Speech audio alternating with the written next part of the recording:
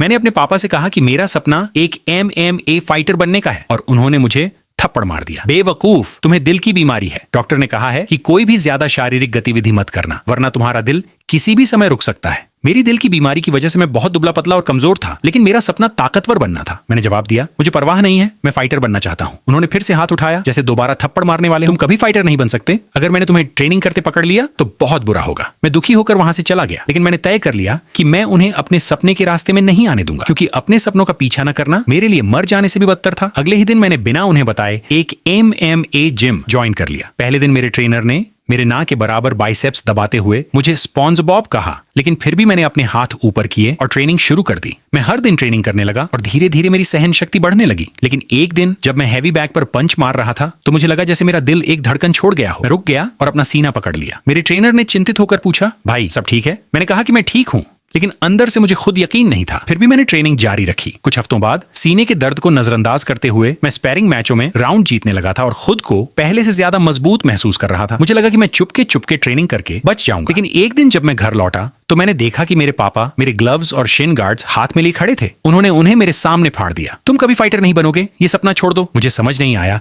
कि मेरे पापा मुझ पर भरोसा क्यों नहीं करते, लेकिन अगले ही दिन मैंने नए ग्लव्स खरीद ली। मैं रुकने वाला नहीं था। फिर एक दिन स्पैरिंग के दौरान मुझे ऐसा लगा कि मेरा दिल लगभग 5 सेकंड के लिए रुक गया। कुछ बहुत गलत हो रहा था, लेकिन अपने पापा को सही साबित करना मुझे मरने से भी ज्यादा डरावना लग रहा था। इसलिए मैंने लड़ना जारी रखा। फिर कुछ ऐसा हुआ जिसकी मुझे उम्मीद नहीं थी। मैं क्लास से घर लौट रहा था, तभी मेरा दिल जैसे बैठ गया। मैंने देखा कि 2 आदमी मेरे पापा को लूट रहे थे। वे हमारे घर के सामने उन्हें जमीन पर गिराकर लात मार रहे थे। मैंने अपना बैग फेंका और पूरी ताकत से उनकी ओर दौड़ा। मैंने पहले आदमी को इतना जोरदार पंच मारा कि उसके दांत बाहर निकल गए और वह जमीन पर गिर पड़ा। फिर मैंने दूसरे आदमी की गर्दन पकड़ी और उसे चॉकहोल्ड में जकड़ लिया। कुछ ही सेकंड में वह भी बेहोश हो गया। बाद में पुलिस उन दोनों को पकड़ कर ले गई। मेरे पापा खून से लथपथ चेहरे के साथ मुझे हैरानी से देख रहे थे। उन्हें विश्वास नहीं हो रहा था कि मैं यह सब कर सकता हूँ। मुझे लगा कि आखिरकार मैंने उन्हें गलत साबित कर दिया।